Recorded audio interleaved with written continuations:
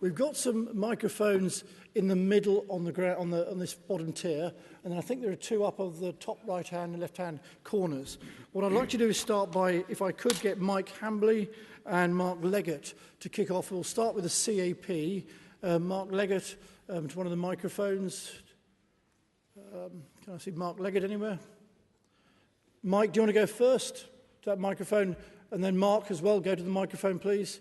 And we'll take these two together if we could. First, Commissioner, please bearing in mind the Commissioner's working out of his own language, so please be clear in your questions. We'll take two if we could on the CAP. Thank you, President. Question to the Commissioner. The proposals for permanent pasture under the greening element for CAP reform, whilst having a good deal of merit in terms of carbon sequestration and resource management, are not practical for farming nor good for the environment. Many farms operate long grassland rotations of over 5 years, and where we do have semi-natural grasslands, these are already protected through legislation.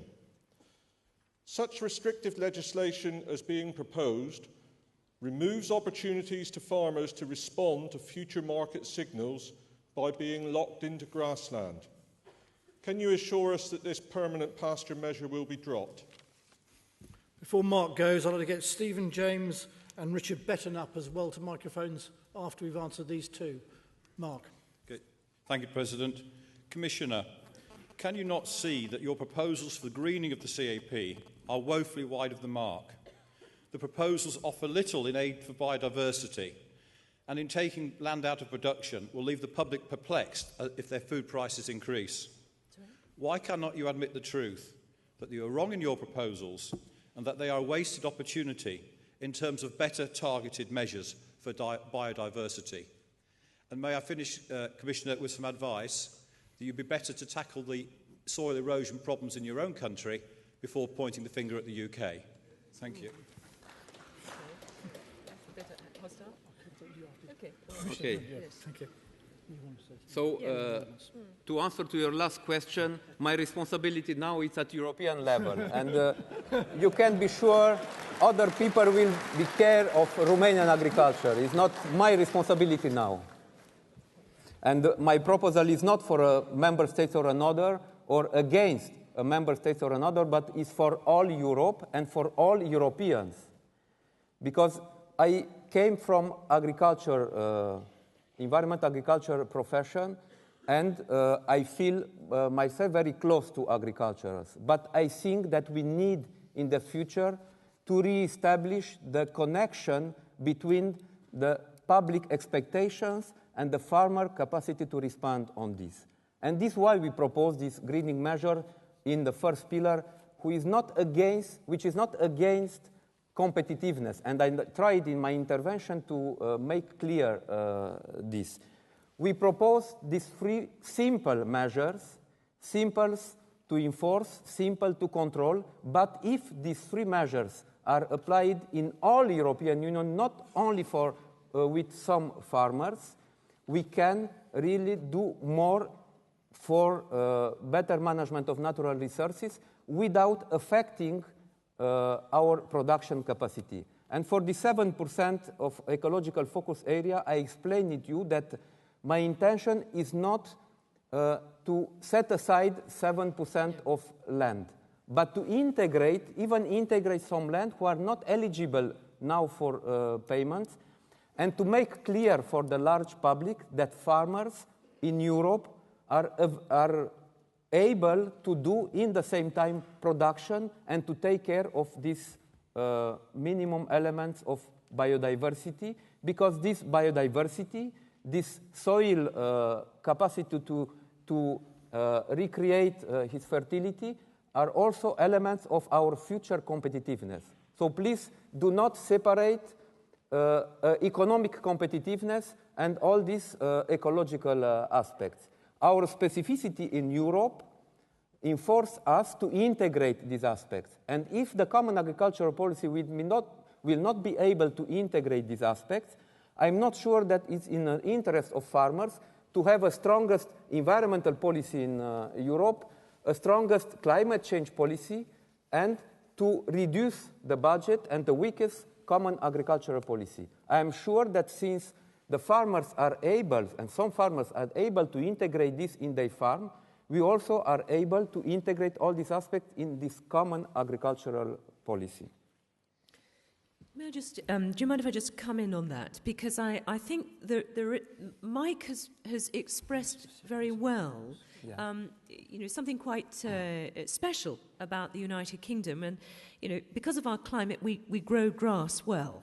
And the desire on your part to achieve the greening of the common agricultural policy, having one of the prescriptions for greening as permanent pasture, I think overlooks that permanent pasture is a very strong feature of UK agriculture and always has been. So calling for it to be a new thing here, it doesn't actually represent a significant environmental benefit, an extra benefit here.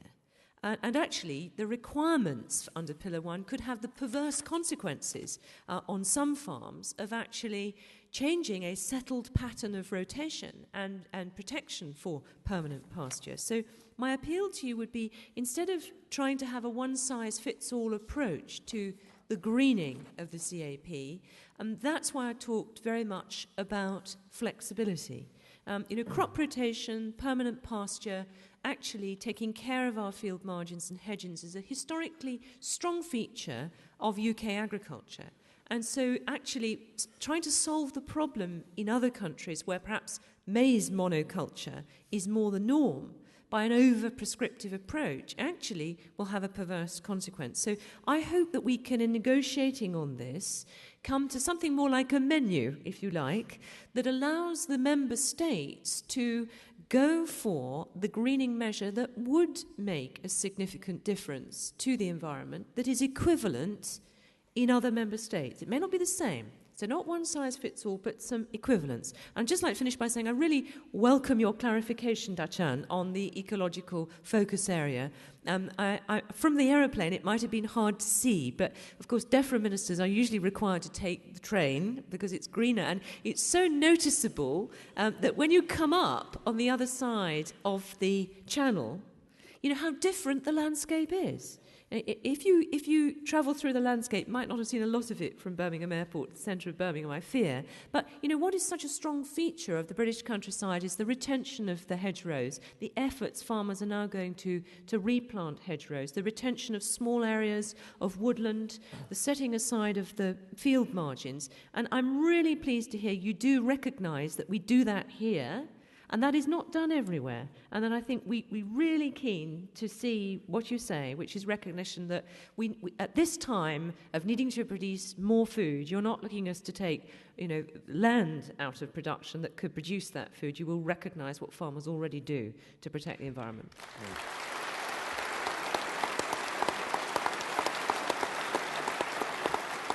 Can I answer on this?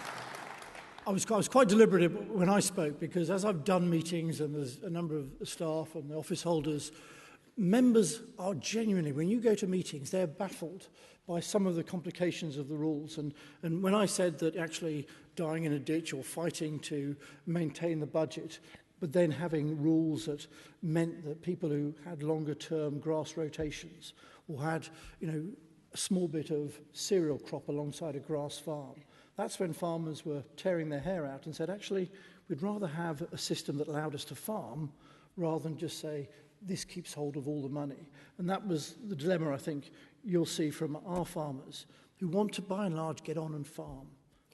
So, first of all, I am ready to analyze the possibility to recognize some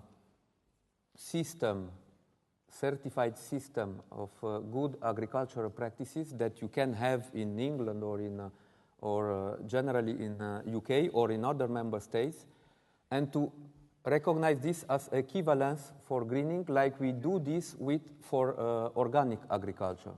Because our objective is not to overlap several requirements for farmers, but the objective of this greening is to do these good agricultural practices as incentive using direct payments in all European Union. If we want to have good results and a good impact on the quality of soil, the fertility of soil, the water, and the biodiversity, we have to do this in all European Union.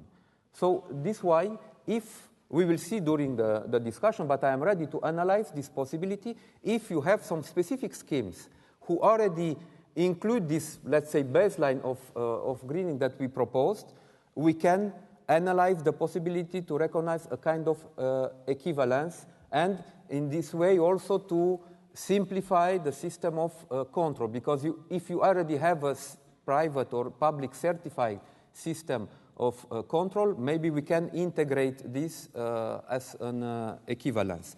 But we have to do this in all European Union. And this is why I mentioned in my introductory speech that we don't want to penalize the champions, because on some issues on environment here in UK, you are champions.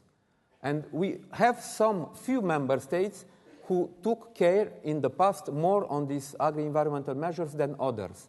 But we have to do this in all European Union if you don't want to be penalized by the large public as image of agriculture in Europe. And regarding the question on grassland, is not our intention to fossilize these areas. I like this term that you used in your paper. So we already propose a flexibility to be able to reseed this grassland. We will analyze a possible flexibility. I understand also the specific economic situation that some farms, especially with animal production, can have. We can analyze this, but again, here the objective is to maintain a patrimonial capacity that we have with grassland, but it's not our objective to fossilize this. So here, yes, Caroline, flexibility, but you know that I try to be as open as possible in this discussion regarding flexibility, but flexibility on the implementation in order to be able to attain the common objectives. Because if we have a common agricultural policy, we have to have also common objectives and common instruments to measure the results and the impact of these instruments. We're very pleased, Commissioner, to hear you stressing the common elements. And when we see the budget allocation on the graph I showed, the modulation we have, we're pleased to see that you're trying to keep this as common and the level playing field as level as possible.